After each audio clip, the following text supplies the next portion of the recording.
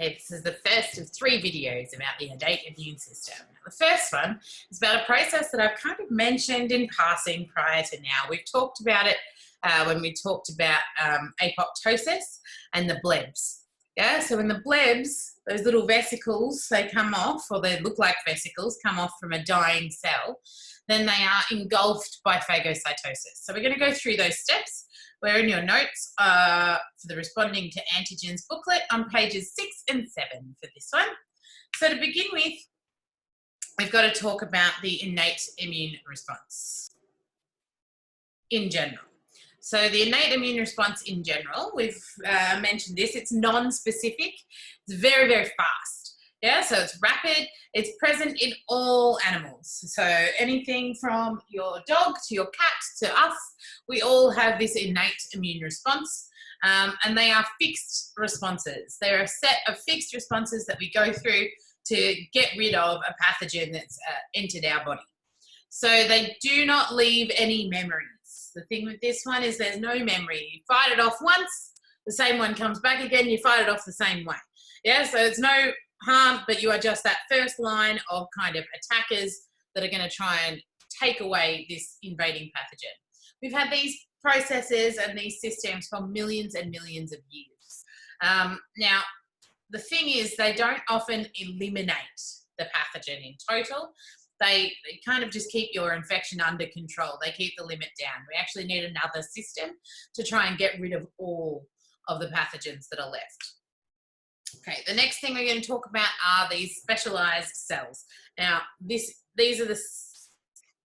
there are so many different types of leukocytes. So leuko means like milk, like white, like leukemia, white blood cell. So leuko is the white part and cyte is cells. So these are white cells. So leukemia, the disease leukemia, is actually a disease of white blood cells. Yeah? So you've aemia meaning a lack of, and leuko meaning white blood cells. So these leukocytes are any name for any white blood cells. So prior to year 12, you probably just go, oh, the white blood cells, they're the parts of our immune system. There are 30, 40, maybe more different types of white blood cells. You need to know 5 types of white blood cells in the innate immune response. So some of the ones you need to include are neutrophils, macrophages, and dendritic cells. And I'm going to be going through these in another video, in a separate video. You might have heard of other ones called natural killer cells. You've got cytotoxic T cells. You've got B plasma cells, B memory cells. So there are lots and lots of different types of leukocytes, but they are all leukocytes. So the term leukocyte is a general umbrella term for pretty much all of the cells we're going to be talking about from here on in. The first one we're going to talk about are the phagocytes.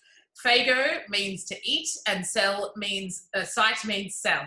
So phagocyte is eating cell. Nice. So their whole job is to engulf things.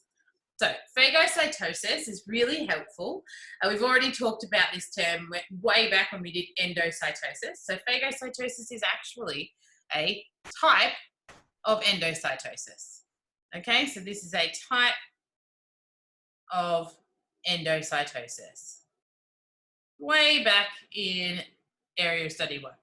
So substances that are too big to diffuse or to make it through a protein channel, they're taken in by phagocytosis. So we call it cell eating because this bit, sorry guys, this bit up the top here, this phago means to eat. Yeah, and so this is what the process is. So this image is here, you can annotate it as we go through. You can see over here that we have the pathogen. Now the pathogen is secreting a bunch of chemical products. So these are, sorry, it's the wrong way around. The pathogen isn't secreting them. What's happening is the phagocyte wants to kind of trap these pathogens. So it releases these chemical attractants and the pathogen goes, ooh, that smells good. And the pathogen starts to move along a concentration gradient down towards the phagocyte. So they're tricking themselves. The next thing that happens is the phagocyte binds to the pathogens. The phagocyte kind of sneaks up, bang, now we're joined together. You'll notice that within the phagocyte, we have lots and lots of lysosomes. Do you remember what a lysosome does? You can pause and think. But a lysosome contains a whole bunch of digestive enzymes. And that's going to come into play in a minute. So they start to engulf by surrounding the outside of the pathogen and forming a phagosome. Phagosome, you don't need to know the specific word. You can just call it a vesicle as well. All right. Now what happens is that vesicle, you've got these lysosomes, and the lysosomes that are in your phagocyte come up to and fuse. Okay, so here you've got the fusion of the lysosome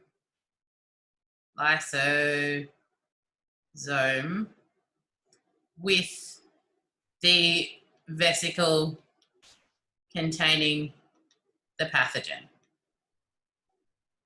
Yeah, that's happening there. And they start to secrete their enzymes into the phagosome.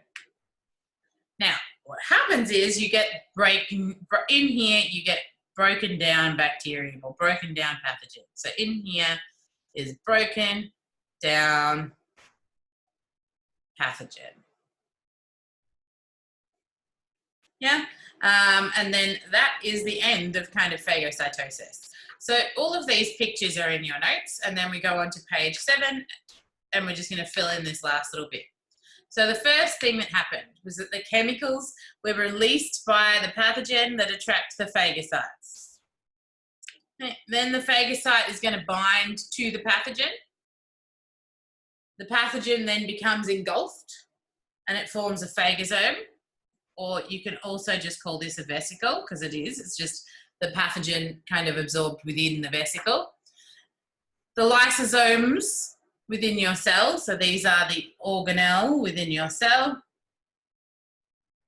Organelle in white blood cell. They start to migrate or move towards the pathogen.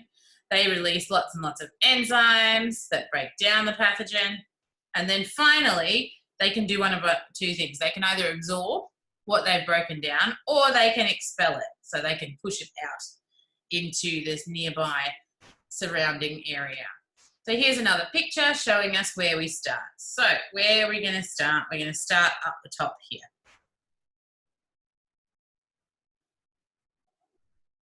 So we're going to start up here. The bacteria comes along. It gets engulfed in the phagosome. The phagosome merges and the lysosomes fuse with it. They digest it. After they've digested it, you get egestion, which is the opposite of ingestion.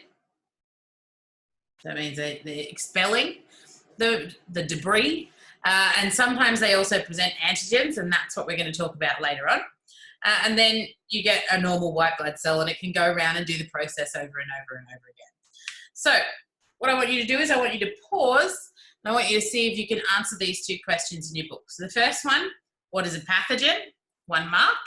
The next one is describe how, when a pathogen enters the body, it may be destroyed by phagocytosis. Describe how. So pay attention, this is 4 marks, and I want you to use dot points.